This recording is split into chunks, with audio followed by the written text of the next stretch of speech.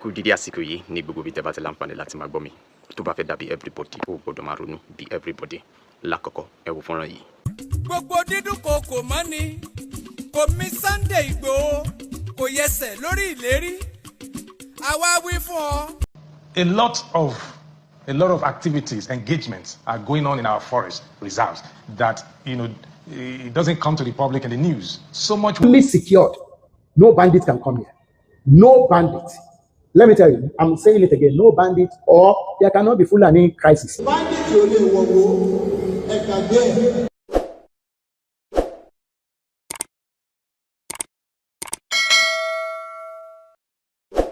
ọ̀tẹ̀ ló ń jẹ́ ló ń pè ọ́ kò sẹ́ni tí ò lórúkọ tiẹ̀ àti wípé ọmọ kì í gọ̀ títí sẹ́ẹ̀ kó gbàgbé orúkọ ara rẹ̀. ààfin tèmi ò nílò ìdánimọ̀ lọ́jà tó bá dọ́jà báyìí wọ́n á mọ̀ kó dọ́jà ni èmi tí ń tòótọ́ Samuel Owóyẹmí fẹ́lẹ́fẹ́lẹ́ láyé lórúkọ mi fẹ́lẹ́ ní gbogbo ìyẹn mọ̀ mí sí èmi náà kọ́ Ọlọ́run ọba òkè ló fún mi ṣe ní gbogbo ìgbà. tó bá fẹ́ dàbí everybody ó gbọ́dọ̀ máa ronú bí everybody ẹ bá mi pín ẹ bá mi like ẹ kí wọ́n lè mọ bó ṣe ń lọ. fọ́nrán tí mo fi wọlé yẹn ǹjẹ́ fọ́nrán tí ó ṣe pàtàkì lásìkò yìí. Onírọ̀ kan ló máa ń sọ wípé ẹlẹ́rìí òun wà ní òkèrèdè àbí ibi tó jìnnà. mo fẹ́ mẹ́nu bà àwọn nǹkan kan tó ń ṣẹlẹ̀ nílẹ̀ Yorùbá. lákọ̀ọ́kọ́ wọ́n ní irú ẹkùn kò tí ì wá sí ìmúṣẹ. wọ́n ní kí ni pàtàkì irú ẹkùn. ẹ jẹ́ kí n fi àkókò yìí sọ dímọ̀ fún yín pé irú ẹkùn lápá kan wọ́n ti bẹ̀rẹ̀ iṣẹ́, lápá kan ẹ̀yin lè ti máa rí àwọn iṣẹ́ tí irú ẹkùn tí ó ti ọwọ́ olóyè Sunday Igboho jẹyọ, bóyá wọ́n ti bẹ̀rẹ̀ iṣẹ́ ẹ̀yin lè ti máa rí. ṣùgbọ́n mo tún fẹ́ mú ẹ̀rí kan wá fún yín láti lè fi ìdí rẹ̀ múlẹ̀ wípé bóyá irọ́ ni o bóyá òtítọ́ ni o, irú ẹkùn tí ṣe kíni ti fi apá kan bẹ̀rẹ̀ iṣẹ́ nílẹ̀ Yorùbá. eléyìí dẹ̀ jẹ́ ohun ìdùnnú àti ohun ayọ̀ wípé at least ọ̀rọ̀ ìṣòro ètò ààbò àtúndínkù nípa ti ìwà ìgbésùnmọ̀mí ìjínigbé àti àwọn èèyàn tí wọ́n jẹ́ Fúlàní darandaran. màá yọ̀nà ẹ̀ torí ẹ̀rí wà. kí n tó yọ̀nà ẹ̀ mo kò sáré fẹ́ fi ọ̀rọ̀ ọba Abdulrasheed Akànbí Olúwo mo kàn ní kí sáré fi tó yín létí. èmi ò ní sọ wípé mo fẹ́ rólé apá kan dápá kan sí, mo fẹ́ fi gbogbo ẹ̀ sí ọwọ́ ẹ̀yin ará ilé wípé kí lẹ rí sí ìwà tí ẹni tí ń ṣe ọba Abdulrasheed Olúwo tìlú Ìwó nípa ti àwọn ìgbésẹ̀ kan èyí tí wọ́n gbé sí àwọn tí wọ́n jẹ́ Fúlàní. láì dènà pẹ̀lú láì fi ọ̀pá pọ̀lọpọ̀lọ péjò, ẹ jẹ́ kí n yànnàná ẹ̀ fún yín bóyá ó máa yé yín dáadáa nítorí ó ṣeéṣe kẹ́yìn náà ti gbọ́. ṣe notice wípé mo sọ nígbà kan wípé ọba Abdulrasheed ọba Adéwálé Àkànbí Olúwo tìlú Ìwó, èmi ní ṣe kábíyèsí fún yín o, ẹni rọ́bà fín lọ́ba ń pa, wípé wọ́n sọ wọ́n lérí wípé Fúlàní kò lè wọ ìlú Ìwó. ṣé ìdí tá a fi máa sọ wípé ọ̀rọ̀ yìí jẹyọ lẹ́nu wọn òun rèé? ẹ má jẹ́ kí n dá yín lágọ̀rọ̀ rọ̀ torí ọ̀rọ̀ yìí ṣe pàtàkì. ẹ wá gbọ́ o, insecurity Olúwo strengthen Igbo land security, hold dialogue with Fulani herdsmen, give cash and food. Today in his ancient palace, the paramount ruler of the United Kingdom of Igbo land, His Imperial Majesty Oba Abdulrasheed Adewale Akambi, held an high-level meeting with selected Fulani herdsmen from Olaoluwa local government of Igbo land, Osun State. Oba Akambi acknowledged the existing cooperation and peaceful coexistence of Fulanis with Yorubas from the immemorial in Igbo land and called for continuous synergy to repel encroachment of questionable strangers into the land. ó dà ń pé níbi yìí wọ́n gbé iṣẹ́ lé wọn lọ́wọ́, wọ́n dẹ̀ ń gbóṣùbà káre fún bí wọ́n ṣe ń jọ ń gbé láyọ̀ àti àlàáfíà. Olúwo charge the herdsmen to assist. wọ́n ní kí wọ́n dà pé wọ́n ní kí àwọn Fúlàní darandaran yìí kí wọ́n ràn àwọn lọ́wọ́, assist in security intelligence gathering in their areas and resist any form of inducement from internal stranger recruiting residents as information. wọ́n ní kí àwọn Fúlàní kí wọ́n tún ràn àwọn lọ́wọ́ lórí ọ̀rọ̀ ètò ààbò ní ìlú Ìwó. ó dà pé wọ́n wò wípé ọmọ iná là á rán sí iná.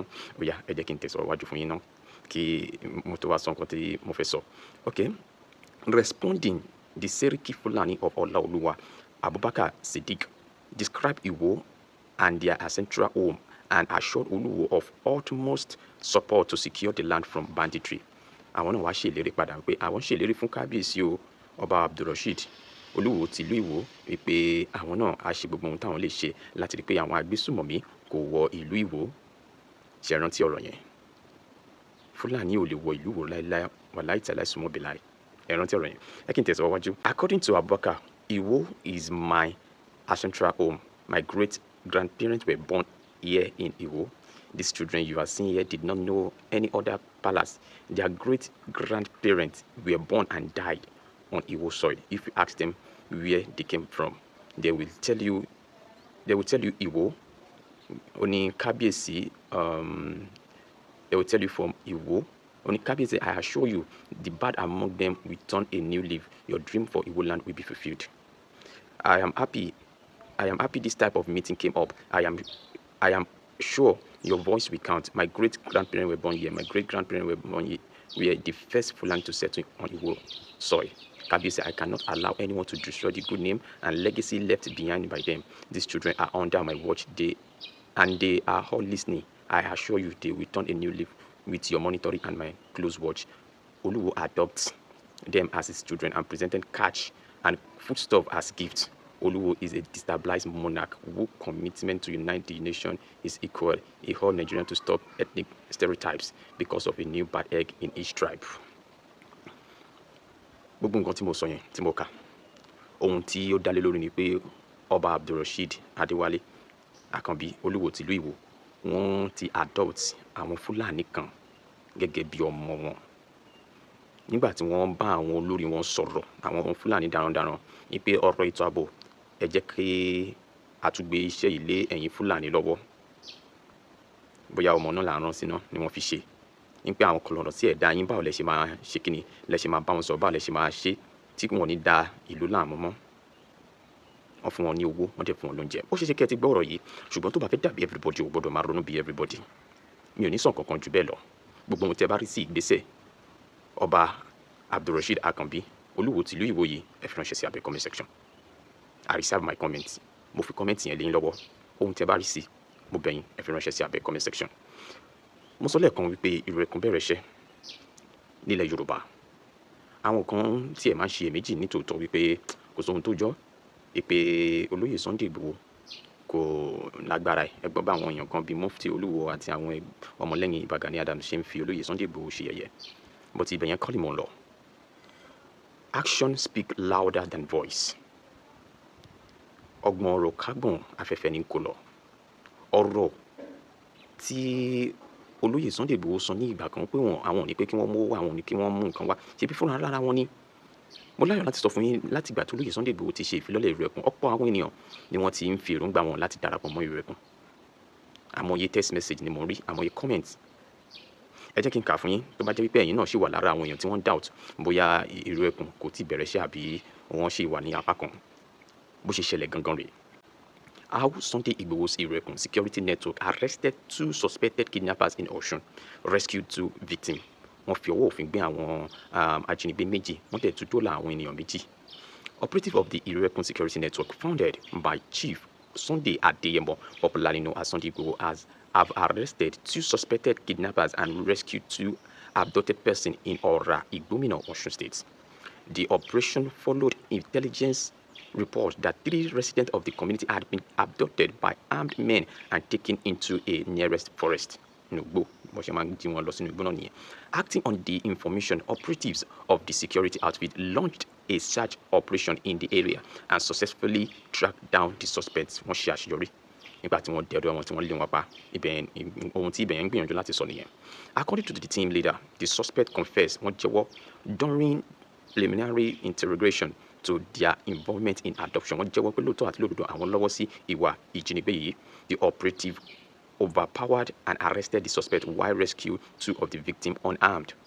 Wọ́n tún gba àwọn méjì tí wọ́n ti jí gbé padà láì ní ìpalára. Efforts are currently going to locate and secure the release of the 3rd victim still believed to be in the captive. Èèyàn kan ṣì wà lọ́dọ̀ àwọn ará bíi. The suspects have since been handed over to the Nigerian police in Okela. Okela. Iléeṣẹ́ ọlọ́pàá Okela, Osun State for further investigation and possible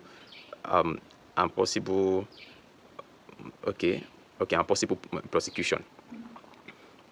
Ẹ mọ̀ pé kí ni ìmáa ń dùn àwọn Yorùbá púpọ̀?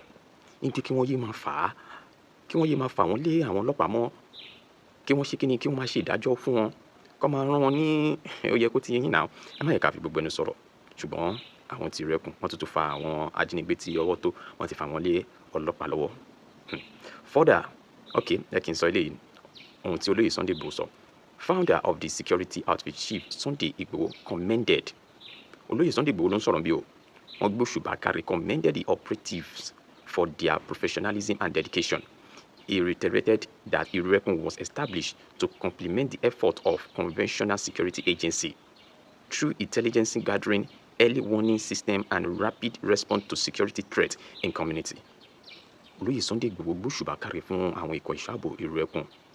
Ìpè ẹ̀kọ́ ọ̀rọ̀ ìlú mo dẹ̀ gbóṣùbà kárí fún yín. Wọ́n tún wá tẹnumọ́ ọ̀rọ̀ wípé Irekun wáyé láti ṣe ìrànlọ́wọ́ fún àwọn ikọ̀ ẹ̀ṣọ́ ààbò ní orílẹ̀-èdè Nàìjíríà kì í ṣe pé wọ́n fẹ́ gba ipò mọ́ ẹnikẹ́ni lọ́wọ́ láti gbégi dínà ìdúnkokò ìṣòro ètò ààbò.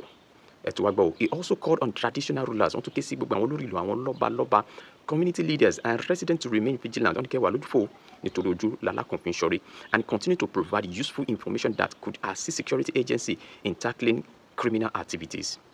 Wọ́n rọ gbogbo àwọn ará ìlú gbogbo àwọn lọ́balọ́ba wípé ẹjọ́ ẹ máa tẹ̀síwájú láti máa fún wa ní àwọn ojúlówó ìròyìn tí ó máa ṣe ìrànlọ́wọ́ fún wa lórí ọ̀rọ̀ tó wà nílẹ̀ yìí. The security outfit assure members of the public that efforts to rescue the remaining victims are ongoing and that further updates will be provided as the operation progresses. Èyí wà lẹ́ni òsì nǹkan. Ó yá, sẹ́yìn náà lè wá sọ pé Irekun kò ti bẹ̀rẹ̀ iṣẹ́. Láàárín ọjọ́ wo sígbà wo, wọ́n rí àwọn èèyàn méjì gbà padà láyọ̀ àti àlàáfíà òkú èèyàn kan tàbí gbàgbọ́ pé àṣeyọrí yóò dé bá wọn á rí ẹni yìí gbà. Àwọn ajínigbé méjì tí wọ́n tún wá mú. Ẹgbẹ́ ohun tó lóye Sunday Igboho sọ wípé gbogbo àwọn nǹkan wọ̀nyí àwọn ò ṣe láti fún ara wọn ní glory láti gbóògo fún ara wọn bí kò ṣe láti compliment effort àwọn security agency ní orílẹ̀-èdè Nàìjíríà. Ọ̀rọ̀ ètò ààbò ilẹ̀ Yorùbá ọ̀rọ̀ gbogbo wa ni o. Ẹgbẹ́ ohun tí gómìnà yẹn sọ èyí tí mo fi wọlé ní pé gbà tí gbogbo ẹ̀ bá yíwọ́ lọ́ máa ń dàlé àwọn gómìnà lé lórí. Ẹ̀yin náà ńkọ́ kí lẹ̀ ń fi security vote wá ṣe? Kí lẹ̀ tẹ́ bá rìn ní gbèrègbèrè ṣé wọ́n á di ẹrù ẹ̀bí lẹ́yìn lórí ni? Olóyè Sunday Igboho tún ṣe eléyìí o. Ó yá kí lẹ fẹ́ sọ? Ẹ̀yin ọmọlẹ́yìn Baba Gani Adams kí lẹ fẹ́ sọ sí eléyìí? Ẹ rọ ọ̀gá yín káwọn náà pẹ̀lú ohun tó wà nílẹ̀ yìí láti rí pé ọ̀rọ̀ ètò ààbò ó múnádóko nílẹ̀ Yorùbá. Ẹ má jẹ́ kí n sọ̀rọ̀ gùn. Ẹni tó súnmọ́ Olóyè Sunday Igboho bíi iṣan wọ́n tún ṣàlàyé àwọn kankan nípa ìrìn àjò Olóyè Sunday Igboho lórí ọ̀rọ̀ Irekun kò ṣe Irekun. Ohun tẹ́ bá rí sí ẹjọ́ ẹ bá ń fi ránṣẹ́ sábẹ́ comment section. Tó bá fẹ́ dàbí everybody ó gbọ́dọ̀ máa ronú bí everybody. Ẹ bá mi pín, ẹ bá mi like ẹ kí wọ́n lè mọ bó ṣe ń lọ. Orí ọ̀pọ̀lọpọ̀ fọ́nrán ẹni tí ń bèèbú ẹni tí ń sọ pé ẹnu lásán lolóyè Sunday Igboho ń jà àsìkò yìí ló yẹ kó bọ́ bẹ̀.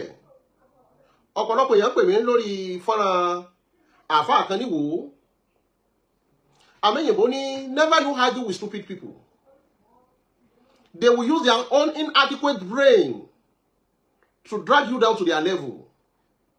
Kí ló dé ẹni bá níbi ìrèkì bẹ́ni tí ò níbi kankan lọ jiyàn. Ó wá ní gbogbo àwọn mùsùlùmí kí ni olóyè mọ́jà sọ lára nígbà Múfú Ìwó. Ànábì lẹ́lẹ́ tẹ̀lé. Ànábì ọ̀hún ló wá sọ fún yín pé ẹ ṣọ́ra fún kèéta. Ẹ ríra rí kankan ò dà yín pò rí. Àdìsí ni yákùn wàrà asada. Ẹ lọ ṣọ́ra fún kèéta o. Wà ìnàlà asada. Nítorí pé kèéta yìí yákùn wàrà asana. Ó máa ń jẹ iṣẹ́ eré ènìyàn. Kàmàtà kúlù náà rọlà àtọ̀bà. Gẹ́gẹ́ bí iná ṣe ń jẹgi ìṣẹ́pẹ́. Kí là ń ṣe lára fún? Àkọ́kọ́ olóyè Sunday Igboho ní kí mùsùlùmí ọmọ ṣe tiẹ̀. Àwa tá a jẹ́jẹ́ rẹ̀ bẹ́ẹ̀ bá dẹ́nu Igboho mùsùlùmí àti kìrìsìtẹ́nì tí a wọra wa ni tí ò ṣe é yà. Olóyè Sunday Igboho jíjà kan kó ní Jamiu òun lọ mọ́ṣáláṣí ni àbí kí ló tó sọmọ rẹ ní kí ó sì mọ̀ pé kò sí ohun tí mi ò mọ̀ nípa Islam. Ó sì mọ̀ pé kò sí ohun tí mi ò mọ̀ nípa Bíbélì kò sì sí ohun tí ẹ fẹ́ bi mí nípa ohun tí wọ́n pè ní ṣẹ̀ṣẹ̀ tí ò yé mi sí àfi tí n bá fẹ́ sọ̀rọ̀ nípa ẹ̀. Nítorí gbà tó ti mú Ànábì ti sọ wípé alẹ́ ìlímù faridotun ala kulli muslimi wal muslima. Only the seeking of knowledge is obligatory upon every Muslim male and female. Seek for knowledge. There's no knowledge wasted. I seek for a lot of knowledge because I won't be blindfolded. Afọ́jú òní máa ń fa afọ́jú pọ̀ pa. Kí ni olóyè mọ́jà sọ́lá wá rà nígbà Mufti Ìwó? Àkọ́kọ́, gbogbo wa pátá a ò lè jẹ́ ìran kan náà pé ká máa ṣẹ̀sìn kan náà. Olóyè Májàsọ́lá ó níyàwó tá à ń pè ní Rọ́pò. She is a devoted Muslim. She goes to Mecca, observe the Salat, and never discriminate any religion. Àmẹ́ni tí ò bá mọ Olóyè Sunday Igboho, mo máa ń wo Olóyè Sunday Igboho gẹ́gẹ́ bí wípé Ọlọ́run dá láyé ọ̀tọ̀ lọ́nà wo jẹ́ wá já ọ. Do you know every Thursday ni wọ́n máa ń sọ dídí Al-Qur'ani kalẹ̀ nínú ilé Olóyè Sunday Igboho? Likewise, àwọn kan náà máa ń ṣe láàárọ̀ Friday ní every blessed weeks tí wọ́n ń ṣe tí ó sì dira wọn lọ́wọ́ tí ó sì sọ wípé Al-Qur'ani yìí báwo ni fẹ́ni tí ó bá mọ̀ bọ́ bá sì dàbí rọ́ bóyá ó bá ti dé every Thursday tó bá ti bẹ̀rẹ̀ kí n mọ lọ live kó mọ rí pé ṣé bí wọ́n ṣe ń ṣe rèé. Nítorí èmi ọmọ tẹ́ ẹjọ́ dàpọ̀ ó pààyàn ní Mọdákẹ́kẹ́ ó ṣe kíní kí ló dé tànàbì fi àdá àti kùmọ̀ jagun. Ogun orí bí yá ogun orí bí ẹ̀kọ́ kí ló dé tí Islam fi gbòòrò ànábì jagun ní ogun odù sọ́sọ́ fún ọ pé wọ́n ju ẹyin síra wọn ní. Gbogbo nǹkan tá a bá fẹ́ jọ́ bàjẹ́ àjà lógun ni. Ọ̀pọ̀ èmi kàn rí mufti wo yẹn gẹ́gẹ́ bíi pé ó ṣe lára lẹ́ni tí ò ní nǹkan kan bọ̀ ọ́ dàpọ̀. It has nothing to do with you. You have your own life to live, likewise he has his own life to live. Mo wá ní kóòtù kan tó sọ pé those people who blackmail you, abuse you, don't see them as your enemy. They are the one promoting you for others to see. Likewise, they have a gain. Whenever they are blackmailing you, insulting you, they have a lot of followers. Bọ́bá ṣe wáàsí òrìrìn. Àmọ́ bọ́bá tí mo rúkọ Sunday Igboho mọ́, it goes to a wider range. It's trying to tap from the glory being given to Sunday. That is what trying to. Nígbà tí wọ́n ní ká ṣe sánmọ̀ lọ́jọ́ Friday, wọ́n ní ká sọ nǹkan tó bá pé ká pàwọn èèyàn ní fíkìú. Àgbọ́yé ẹ̀sìn, ká ṣe wáàsí, ká sọ̀rọ̀ nípa ànábì, kí Islam lè dóko sí ohun tó bí wútúbà lọ́jọ́ Jímọ̀ wípé ẹ fi ọ̀nà mímọ́ Ọlọ́run tún máa mọ àwọn èèyàn kó máa jẹ́ ìrántí láàrin ọ̀sẹ̀ kan ẹ ṣe wútúbà fún wọn ló fi jẹ́ rákà méjì. Àwọn ará wọn junúnú funúnú afọ́núfara náà mọ comment. Ó mọ̀ wípé à ń lọ sóko wípé Yorùbá fẹ́ máa parun ni. Àdísísì ni ó gbọ́dọ̀ wátọ̀m mí nàlẹ́ ìmọ̀. Kéèyàn nífẹ̀ẹ́ ìyá rẹ̀ ara àgbàgbọ́ ni. Ṣé nífẹ̀ẹ́ ìyá yín lẹ fẹ́ máa tàwọn fáwọn Fúlàní? Ẹ jẹ́ ayọ̀ ọ̀tọ̀ ni. There is difference between religion and tradition. Our tradition is to wake up to lie down and greet your parents. Our tradition is a tribal mark. Our tradition is quite different from religion. We are grouping it together. That's why we have a lot of misunderstanding. Being a warrior, wọ́n jẹ́ jagunjagun, ìyẹn ò sọ de lẹ́sìn ṣẹ̀ṣe. Nítorí Yorùbá fẹ́ kan tẹ́lẹ̀ wọ́n lẹ́sìn. Yorùbá kò sí tí ń jẹ́sìn ṣẹ̀ṣe. Kírísítẹ́nì ló lẹ́sìn. Ni wọ́n fi ń lọ chọ́ọ̀chì níjọ́ Jímọ̀ ni wọ́n láwọn fẹ́ ṣèsìn. Gbogbo ìgbà ni wọ́n ní lọ pàfọ́ọ̀mù sọ̀láàtì. Oríran Yorùbá kò lẹ́sìn. Ohun tá a máa ń ṣe náà ni wípé bó la ṣe fẹ́ wò ó, ọ̀sá wò, ìwòrìwò, ètùtù la máa ń ṣe, kò wá sẹ́sìn tí ò ní bó ṣe ń ṣe ètùtù. We can call the Christian own offering. Ọ̀ká pè ní ìdámẹ́wàá láti jẹ́ pé gbogbo tó bá ń ṣe ṣó ń yọ òróòró kúrò ńbẹ̀. Òróòró babaláwo àbí Yorùbá òun ní ètùtù kóòtù kó bà. Àmọ́ gbólóhùn ètùtù ó dàbí èdè tí ó jìnnà sí tiwa. Tẹ́bá ní kò fẹ́ jó òun ló bí ẹja ṣe sàrà. Tá a bá ṣàdúrà tá a ṣe sàrà. Bí babaláwo bá kí fátítí tí wọ́n ní ẹ ṣe ètùtù. Nítorí a máa bíbí dànù. Ọ̀nà mẹ́ta ló máa wá ṣiṣẹ́ sí. Inú kó ṣiṣẹ́ ẹsẹ̀kẹsẹ̀ tàbí kó ṣiṣẹ́ ọjọ́ iwájú tàbí kó dínà yàjálù ìbú tó fẹ́ ṣe. Àmọ́ láì lágbọ́yé àwọn nǹkan yìí ni àdísì mi ní fárí fún ní kọ́bùlà àti àbùdú ni. Know me before you worship me. A lot of people don't understand the religion. Islam is a misunderstood religion because at-takallamu al-lughat al-arabiyya. Bákan wẹ̀ lómi lórí social media, ìwọ́n tí láàká yìí ò tó, ìwọ́n náà búyàn. Níwọ̀n tó yẹ kó jókòó síwájú mi kí wọ́n kọ́ ní gbogbo nǹkan. Ní Bíbélì fi ní inú mi dùn nígbà tí mo gbọ́ pé ara ẹja lọlé Olúwa.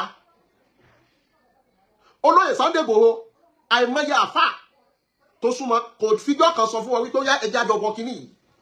Kò fijọ́ kan sọ fún wọn wípé Ọlọ́run ò sí. Ọlọ́run bẹ gbogbo nǹkan ní ọmọdé Ọlọ́run lẹ̀mí mi lọ́dọ̀ ta wá lẹ́yìn Ọlọ́run. A lot of people don't understand what life is all about. A kàn ń gbénú ayé ọ̀hún wọ́n kàyádà ọ̀pọ̀lọpọ̀ làákàyè àwọn èèyàn sáwọn agbọ́n ibi tí wọ́n kó làákàyè rẹ̀ sí tí ò yé. Àfáà mi sọ báyìí, lágbájá sọ báyìí, tàmẹ̀dù sọ báyìí, òun go ò jẹ́ rìsáṣà láti gbé làákàyè rẹ̀ lórí wípé àfàlà àtàkìrù ọ̀nà tó fọ́nú fọ́ra ni. Utilize your brain and make use of your senses. Bẹ́ẹ̀ dàbájí tó bá méwé lágbájá mọ̀ pọ̀ mọ́ tì kankan tó fi ṣèwòsàn kò bẹ̀sìn jẹ́. Ìyá obìnrin lára súná ní bóṣì tú akì ìṣẹ̀ṣẹ̀ ó ṣàmọ́ ti rìn ní o kò sí ìran Yorùbá gbò fẹ́ káwọn ọmọ wọn rìn wòwò kìí ṣe àwọn kankan wà tí kẹ́sìn tó dé ní Yorùbá ti wò pé bó ṣe yẹ kó lọ nìyí. Kí wá nìdí tó lóye Sunday Igboho fi lọ? Wọ́n ní ohun tó bá ti ṣe ní lákọ̀ọ́kọ́ máa ń jẹ́ kéèyàn gbọ́n sí ni. Ààrẹ lómi pé tó bá yẹ kọ́ ọmọ olóyè Sunday Igboho wà bẹ́ẹ̀ ṣé kò sí ní lọ́bẹ̀ kò ní lọ́bẹ̀ nítorí ọjọ́ tó lóye Sunday Igboho fẹ́ lọ́bẹ̀ àwọn tó wà ní gbọ̀nù àwọn DSS ní wọ́n ní àwọn gbọ́ pé Igboho ń bọ̀ tó bá fi wá àwọn mọ̀ pé yóò mú àwọn ṣùgbọ́n gbogbo àwọn tó wà mẹ́ra wó pa. Wá bí mi tá a bá wá lọ tí wọ́n bá pa gbogbo wọn ẹnu tẹ́ fi sọ pé olóyè Sunday Igboho Adégbọ̀n yìí náà lẹ́ fi lájẹ́ ògùn mọ̀. Ohun tó wà ń talẹ̀ ń rí ẹ ò rí ohun tó wà nù ilé amúkọ ẹrù ẹ wọ́ òkèlè wo ẹ̀wò tó ń bẹ́ sàlẹ̀. Ló fi jẹ́ pé bí wọ́n ti ń pè làwọn yẹn náà sọ ohun tí wọ́n fẹ́ because a lot of them are monitoring what is all these banditry or kidnappers are monitoring all olóyè Sunday Igboho social handles even monitoring me. Ṣé rò pé gbogbo ẹni tó wà ń bí ìbà ìtajọ́ wora wa la nífẹ̀ẹ́ ara wa ni? Mo kí bàbá mi Al-Mahdi TV Sheikh Alhaj Abdulhakeem command. Bàbá yìí understand tí wọ́n ń pè ní Islam. Ṣùgbọ́n ọ̀pọ̀lọpọ̀ wọn understand tí wọ́n ń pè ní Islam. Àwa sọ Islam yẹn di kèéta. Látijọ́ tí ẹ ti gbólóyè Sunday Igboho ṣó wọnú mọ́ṣáláṣí kan lọ́nà àfáà kan jáde rí pé mọ́kìrùn. Inú ilé olóyè Sunday Igboho ilé kejì ilé kẹta mọ́ṣáláṣí wà ń bẹ̀. Àwọn àfáà every Thursday wọ́n tó bá fẹ́ já mi nírọ́ wáyé aago 8 sáago 9 níjọ́ Thursday ó bá àwọn àfáà tí wọ́n ṣàdúrà. Ọ̀sẹ̀ ni wọ́n sọ Kùránì kalẹ̀ ń bẹ̀. Àmọ́ a lot of people are daft. Àwọn sọ olóyè Sunday Igboho ó pààyàn mo dákẹ́kẹ́ ó ṣe kínní. Tẹ́rí àwọn kankan mọ́wọ́ ẹ̀ mọ́ fẹ́ yẹ kéèyàn kọsẹ̀ láàárọ̀ náà. Ànábì ò pààyàn kó tó di pé Islam gbòòrò.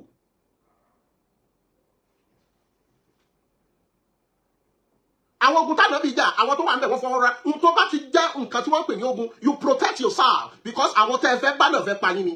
Nítorí ogun òrí bí yán ogun òrí bí ẹ̀kọ́ ogun òdà bí kájàmọ̀ làwọn ọgbẹ́ gẹ̀gì òun kan làwọn kan fi ń ṣe mọ́lùd wípé ó yẹ ká ẹni tó jagun ké Islam tó gbòòrò yìí ànábì pààyàn náà á jẹ́ wípé orúkọ tí wọ́n ń pè Islam lẹ́fẹ́ jí ó jẹ́.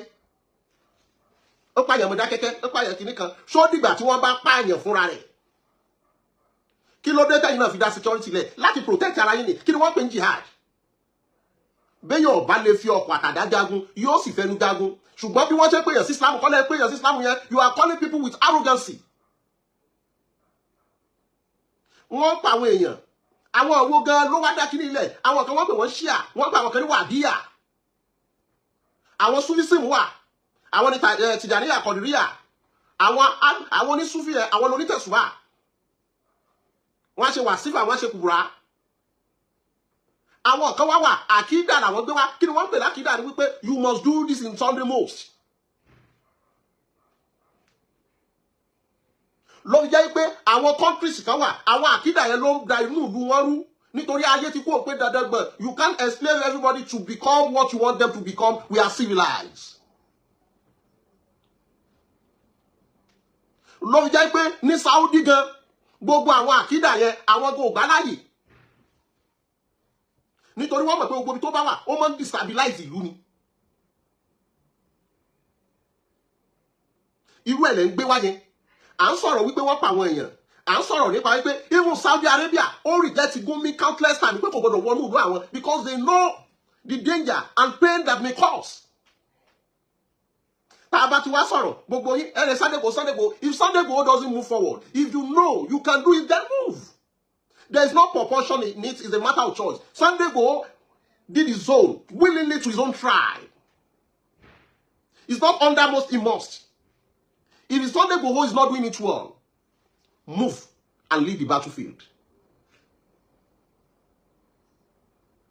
We are all called tribe. And our tribe is lacking behind. Our tribe is being kidnapped. Sunday Igboho is not a king. And he is not the leader of the Yorubas. If you know your people are suffering and crying, and you have good intention, you move forward. There's no alarm of cursing or abusing or demoting, abusing, accusing, all sorts of names. Olóyè Sunday Igboho tá bá gbàgbé ní 2021. He did it with annoyance. On my fatherland, anybody can be kidnapping and slaughtering the people. Èèyàn mélòó la rí lọ́jọ́ tí gbogbo ẹ̀ tí wọ́n pa agbára pọ̀, tí wọ́n pa mọ̀pọ̀, tí wọ́n pèrò pọ̀, tí wọ́n mú olóyè Mọ́jàsọ́lá pé kan pa. No amount. Back then, the governor was part of those who signed to execute him. Àbí wọ́n sọ wípé àwọn DSS àtàwọn ọlọ́pàá yẹn after wọ́n gba signatory ni wípé Yabutu. It was like a battlefield. Tí ẹ bá ṣe pé ẹni tọ́lọ́run fẹ́ kó sì ní nǹkan ṣe láyé. Àti wọ́n sọ pé let's make a 2-minute silence for our hero that gone. Bá a ṣe réyàn lọ́jọ́ tó lóye Sunday Igboho ń jẹ̀rora láwọ́ àbúrò àtàwọn ọmọ onírẹ́ nìkan. Kó má bàa dà bẹ́ẹ̀ lẹ́fí rémi náà lẹ́gbẹ̀ẹ́ wọn gbogbo ìgbà kì í ṣe pé mo dilẹ̀ tó bẹ̀ yẹn. Láti mọ̀ wò pé check and balance ká mọ̀ check mẹ́tò pé yàrá ẹ mọ̀ ṣe lè eléyìí ẹ ṣe ẹ mọ̀ ṣe lè. Nítorí ogun náà kankan ṣoṣo àásùn sínú ẹbí àásùn sínú ìlú níjọ́ tó gun náà yìí bá ti kú ó dàbí ọ̀rọ̀ transformer tó ní kálukú múná lára ẹni tẹ́ ẹ bá lo transformer yìí lòkulò tó bá fi blow ẹ̀rìmọ́ ìlú ẹ̀mọ́. Àmọ́ mú kan wá ní century kọ̀ọ̀kan ni. A son of nobody wants to become something in life must not think like others. Ọlọ́run tó ti wá parí iṣẹ́ ló fi ní ẹgbẹ́ rẹ̀ ó máa jagun á wà fún wọn nílà àkáyè tó fi máa kun lọ́wọ́ láti máa bá gbọ́rọ̀ kalẹ̀ káyé lè gbọ́. Àbí wọ́n sọ fún yín pé olóyè wa sọ wípé nǹkan báyìí ló sọ nǹkan báyìí ló sọ àwọn gan wọn ti mọ̀ pé tọ́rọ̀ bá wù mí sọ màá sọ àwọn tó mọ̀ mí mo lè wà ń bẹ̀ lóṣù kan mo lè mọ̀ sọ kankan because I knew what I want to say but I don't just waste my saliva. In the month dànù. And I'm not doing it because of one interest. No. Tí n bá ṣe torí interest, I will be coming online every day to present. No. Nítorí abẹ́rẹ́ mi mú tójú ti mú kékeré ọ̀rọ̀ rẹ̀ mi ò lágbà nínú mo ti kékeré dá ṣẹ́wẹ́ṣẹ́wẹ́ ọ̀rọ̀ dá lẹ́nu ni. Èdùmàrè ló dé mi ní fìlà ìmọ̀ ó sì rómi láṣọ ọgbọ́n bùbá là á ká ìwé ìbọrùn afẹ́fẹ́ ọgbọ́n òun tó yé ni mo mí símú omi òye ni mo mọ́ mu láti inú ìkòkò odù. Ẹ wá jẹ́ àwò bó bá jẹ́ ọkọ tiẹ̀ lolóyè Sunday Igboho ṣóòtù ni ó sún síwájú. Ọ̀pọ̀lọpọ̀ ọ̀rọ̀ ṣe sọ lórí social media láwọn ọ̀rọ̀ tó farasin. Ìjàmbá tó débò olóyè Sunday Igboho kì í ṣe kékeré mo rí àfáà kan náà kò jẹ́ ládàá àfáà kan náà bàbá tó gba gold. Olóyè Sunday Igboho mo fẹ́ fún ẹ nímọ̀ràn you have his number. You do come here countless time why don't you come? Ẹ ń fi ń gbé viewers lọ ni. Ẹni tá a bá nífẹ̀ẹ́ á pera wa kọ̀kọ̀ ni kì í ṣe dé ká mọ̀ fashion yamọ́ra wa ń ta gbangba. That is not advice. You are just trying to show a good Samaritan to the public. Why when you are not? Ọ̀fẹ́ báyọ̀ sọ̀rọ̀ wá sórí mídíà ṣé ibẹ̀ nílé rẹ̀? Ṣọ́ mọ̀ pé ayé lòun bá sọ̀rọ̀ ẹ̀ kò ń ṣẹni tó fẹ́ bá sọ̀rọ̀. Ìyàwó rẹ̀ ṣe ọ̀nulẹ̀ olófẹ́ bá wí òun wá sórí social media. Don't you know that you are just joking? I will never listen to olólùfẹ́ wá jókòó wá bára wọn sọ̀rọ̀ ńdà kọ́kọ́. Àwọn ọmọ pé kíríkan nígbè ìnáná lémi àti ẹnìkan. Àwọn ṣe ọba sọ̀rọ̀ ó ti dán lóhùn. Ẹ̀yin ọmọ gbólógbò tó sùn lẹ́ẹ̀bí ọ̀lẹ ọgbọ́n inú ẹ̀ pé gbèje. À ń gbọ́ tara àta tí wọ́n mọ bí wọ́n ṣe dọ́jú ẹ̀. À ń bọ̀ sí. Are you getting my point? Yóò bá ní téèyàn bá sọ tó fẹ́ gbọ́ mọ́ dánú kó mọ́ bá ṣàfikún ariwo. Ẹni tó fẹ́ báyọ̀ sọ̀rọ̀ tí ó tún wá mọ ní ẹ má bá mi share ẹ̀ ẹ má bá mi share ẹ̀. Kí ló ń bọ́ share? Tọ́rọ̀ kan bá dà yín pọ̀ tẹ́jọ fẹ́ yanjú sórí online ẹ̀ tí jọ yanjú ẹ̀. Tèbẹ́ mọ bẹ́ẹ̀ o ti ń pè. So I see it as an avenue people to look at you as you are a good person. Tábàrà aṣọ tọrọ mo sì kọjá kéèké no ẹ̀yin náà mọ̀. Àṣàjẹmọ̀sẹ̀ ni mi aṣòṣàlódò mọ́bẹ̀rù.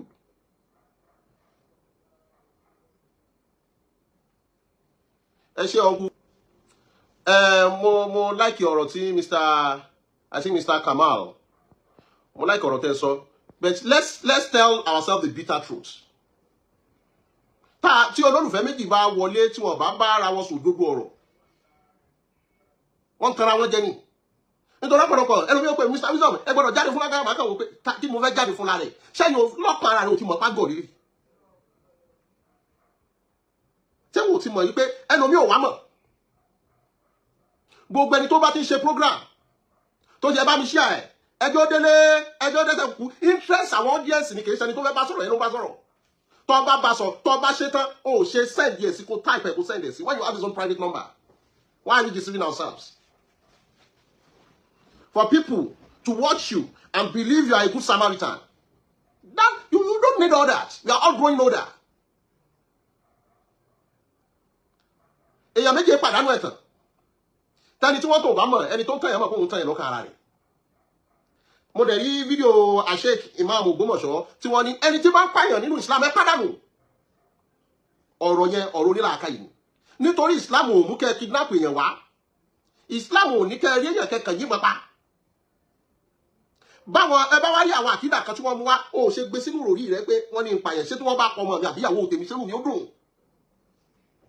àdìsí wa ní albiru la yabula gbogbo tó bá ṣe láyé ò ní gbé wazọ́dọ̀ la yúzà gbogbo ìwà tó bá wù àwọn èdè yìí ò ní gbàgbé wàdàyàmù layamutu ọba tí ó ṣẹ̀sán ò ní kú mímọ̀ lọ́mọ ṣí ń tá àkàmọ́ta di tùdá ohun tó bá ṣe ni wọ́n fi sọ lẹ́sàn ní bíbélì fi ní àbẹ̀ṣẹ bàbá wò látòrí ìran kìíní.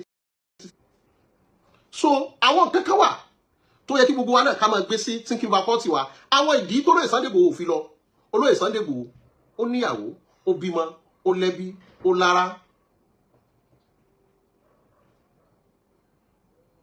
kọ́ọ̀sì yìí ẹjẹ́ àkọ́kọ́ gbé sentimental and religious kúrò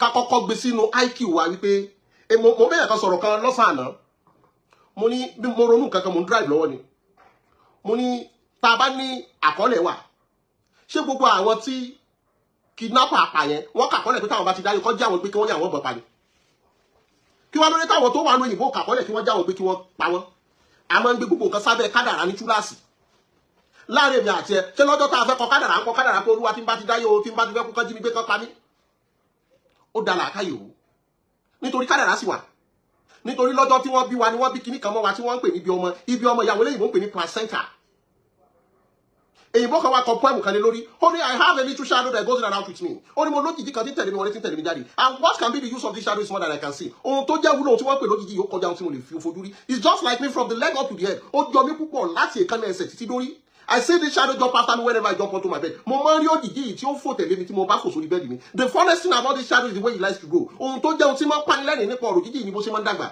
Not as such like proper children which solve very slow. Kò dàbí bí ọmọdé ṣe máa ń dàgbà díẹ̀díẹ̀ nítorí he can sometimes shoot up taller like an Indian rubber ball. Ó ló lè dédé gbéra fìrì. Bẹ́ẹ̀ náà ni when God is ready to promote you, he doesn't require anybody approval. Ní Yorùbá fi ní ayé àkàtà láyé ayé tá a ká tí òkun wọ́n àkàmọ́ra tá a dà síwájú tó tún kún gbogbo ayé wọ́n náà bá ṣe tán tó fẹ́ gbẹ̀dàgà it doesn't require anybody's approval. Mo lè kéré lójú ṣùgbọ́n I run helter skelter seeking for a lot of knowledge. Tí n bá ní nǹkan kan tó yẹ kí n kọ́ lọ́wọ́ ọmọ ọdún méjì màá fowó kọ́ màá farabalẹ̀ kọ́ nítorí ó ti di tèmi nìyẹn ò lè gbà padà mọ́. So, kí ló bí gbogbo nǹkan yìí? You have never had a part with him. And Sunday Igboho has never made any publicity and tell you there's nothing like religion. Wọ́n fẹ́ lọ gba àwọn ọmọ kalẹ̀ gbogbo wa ó yẹ ká jọ wà nínú agony ni. Ká má gbé sínú pé kàdárà lọ́wọ́ akàkàrí àwọn kankan wà kì í ṣe kádàrá àwọn kankan wà kò sì kan Ọlọ́run. Yeah, I know what I'm saying. Kò kọ́ lọ́wọ́ nítorí ó ti fún wa ní làákà ìta fi ṣe. Egbò mú ọ lẹ́sẹ̀ ó wá ní la ilaha illallah. No, it doesn't require prayer. Àti fún àwọn kan làákà yìí láti make research pé irú oògùn wo ló lò sí. Kò ní dàdúrà. Irun rẹ̀ kún kò ní dàdúrà. Àti fún àwọn kan làákà yìí bí wọ́n ṣe mú clipper àbí blade tí wọ́n lọ fi jẹ́ pé yóò tẹ̀lé kí mátà máa yẹ ṣá gbogbo ẹni abá ti fún làákà yìí àti fún gbogbo nǹkan. Làákà yìí wo láàfin lọ gbà wọ́n kalẹ̀ lókù kó àwọn kankan wà kò kan rẹ̀ sìn.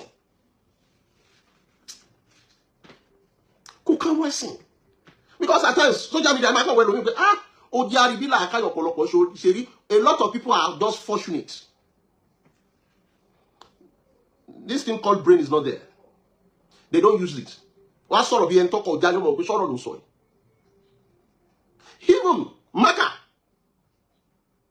Hajar al-Aswad, Thomas Blackstone, Mecca is being protected by a full arm. Ṣe nílé Ọlọ́run ní ká jùlẹ̀ fọ́lọ́run.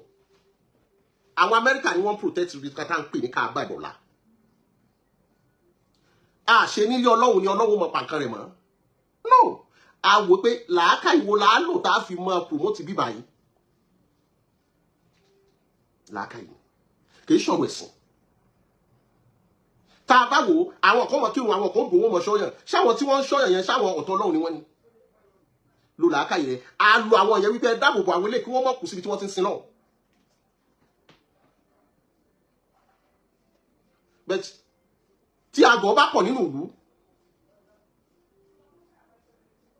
òpònú náà mọ̀ ríra rẹ̀ lọ́ba. Yorùbá fi ní àìpé mítì ni olòṣì ni ò jí amẹ́ni alága àṣẹ tọ́ sí.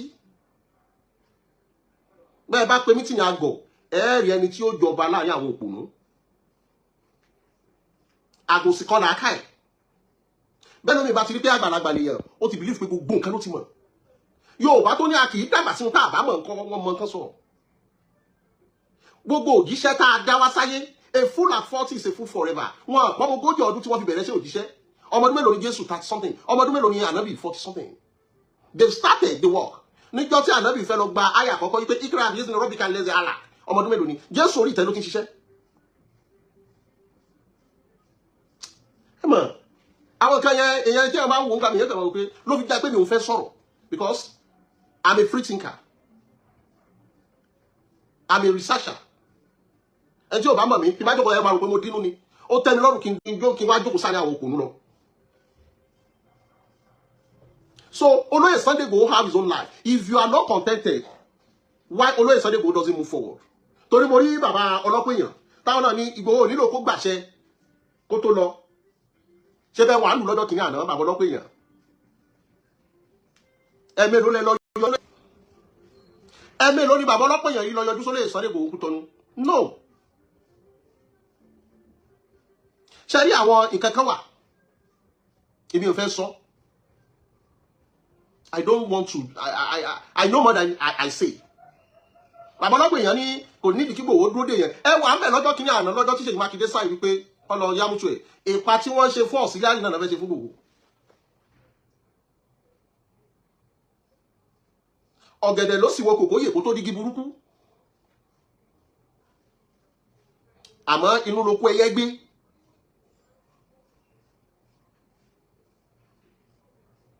So ẹni bá fẹ́ síwájú kó síwájú.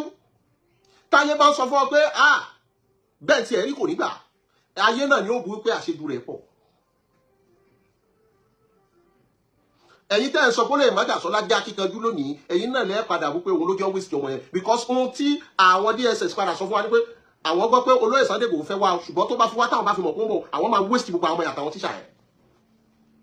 Wá bí mi tá a bá ṣàyà gbàgbà lọ tá àwa ara àwọn ọmọ yẹn gbà wá kódà kí gbogbo Fúlàní àwọn bandits tí wọ́n ṣiṣẹ́ yìí kán bá pa wọ́n tán. Ẹ bùwà ní Yorùbá fi ní àìláṣọ lọ́rùn pàká ó pàpérò gbogbo ọmọ eriwo ọ̀sáwò ìwòrìwò ohun abádìjọ rò gẹ́gẹ́ ní gún àjọ wò ní ibi àbájọ gbàdé àkùjọ ọmọ wò kárí lọ́jọ́ kìíní àná tó lóye Sunday Igboho dìde gbà náà tá a ti mú kíní látòkè nítorí Yorùbá ní àtọ̀nà jíjìn lolójú jíjìn ti mẹ́kù sùn tá a bá mu kò ní rámpà tó báyìí ó ti rámpà báyìí ó ti wá di ọlọ́mọ òrọ́mọ aláyọ̀ òráyà ìgbà táwọn kéékèèké gbọ́mọgbọ́mọ la máa ń gbọ́ nígbà táwọn kéékèèké tá a bá gbọ́ pé yàn kú ká tó gbọ́ ó mọ́ tó bí ọdún mẹ́ta àbí ọdún kààbọ̀ àì gbọ́ pé yàn kú lónìí nísìnyí ìjẹta wọn sì pè mí pé yàn kan kú èyí mo ti gbọ́ pé yàn kan kú ikú yẹn aṣáà kó ó dàbí nọ́mbà pé yàn ṣé lágbájá ti jẹun láyé ìgbà kan tí wọ́n bá ní wọ́n jíyàn gbé ẹ̀mọ́ bóòló ṣe ni bọ́n bá ní wọ́n jíyàn gbé ẹ̀yìn ẹ̀yìn kò ní béèrè ẹ̀yìn bóòló ṣe gbé ìmọ̀nà ti gbé ẹ̀ ní béèrè full details pé àwọn olójọ́ da business pọ̀ nítorí tí wọ́n bá jíyàn gbé ẹ̀mọ́ bí wọ́n ṣe èkó ṣe wrong deal ṣé kí ló ṣẹlẹ̀ kò sí gbogbo ìyẹn mọ́ àti believe pé nítorí olè tó fẹ́ tẹ́ ẹ bá wọ́ọ̀ṣì olè ò pọ̀ mọ́ gbòòrò nítorí tó lè bá fẹ́ jalè tó bá délé ihun tó bá lé yín náà lẹ́fun ní òkú àmọ́ bí wọ́n bá fi lẹ́yìn kan jí gbé wọ́n lè demand 100 million a sì láàrin ìjọba ṣé ẹjọ́ Igboho wá ní Igboho has tried his own best that is why gbogbo lọ́balọ́ba ń tẹ́ ẹ bá fẹ́ ní kájọ fẹ́ wọn fẹ́ ọlù òǹdarí ta ní ọ̀bọ̀jú ṣé bí ẹ ṣe fẹ́ kárí rèé ẹ jájọ mọ́ níbẹ̀ lọ ọmọ pé kú tí ọba pani tó bá ṣí ní fìlà ọpẹ́ lè yóò dà á ẹ jẹ́ ká yin ọfà ká yin òtàfà ká yin ojú tó sí ọ fàdọ́dún ẹranko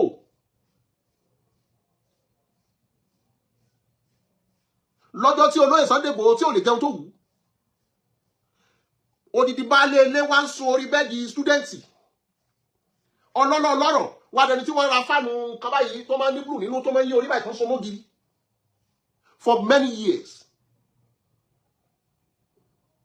onílé ọlọ́nà wà dẹni tí ń jẹ́ tó ní ọkọ̀ rẹpẹtẹ wà dẹni tí ń jẹ́jà àwọn ọkọ̀ ẹ bẹ̀rù ọlọ́wọ́ ẹ bẹ̀rù àtúbọ̀tán ẹyẹ Ìgbòho ekiri kan ó bá àwọn ọmọdé kékeré gẹ́rù lè máa kú sọ̀rọ̀ ẹ bá láìka yìí akọbí mo fẹ́ máa fẹ́ yìí ṣèlọ́ mi ò ní lọ́rọ̀ ẹja tó lọ tí òde sàlẹ̀ omi mi ò ní lọ́rọ̀ kọ̀ọ̀kọ̀ tó lọ tí òde sàlẹ̀ odò òun ọba rí ọwí òun ẹba rí ẹrù àdìsá ti yan rí tiẹ̀ látòdì ọ̀run ẹni tí ọba dùn mọ́ nínú kó forí sọlẹ̀ kókún yángayángá mo dúpẹ́ lọ́wọ́ ẹ̀yin tí àjọ wò láti bẹ̀rẹ̀ mo dúpẹ́ lọ́wọ́ gbogbo ìfẹ́ tẹ ní sí wa tẹ fi sọ pé àjọ wà ní Ọlọ́run ò ní fi yín lẹ̀ ṣé bóun rèé àìmọye mítìnì tó ń lọ ebi àwọn àti IG ni mo tún post láti àárọ̀ lẹ́yìn àwọn kan ní AI ni tó bá mọ bó ṣe lè wò ó tí wàá fi mọ̀ bóyá AI ni go and generate it so jàmbátà fún jàmbára eléte lète yé àkàbí ó dàbọ̀ yín bàbá ó dàbọ̀ yín màmá ó dàbọ̀ yín ẹ̀gbọ́n ó dàbọ̀ yín àbúrò.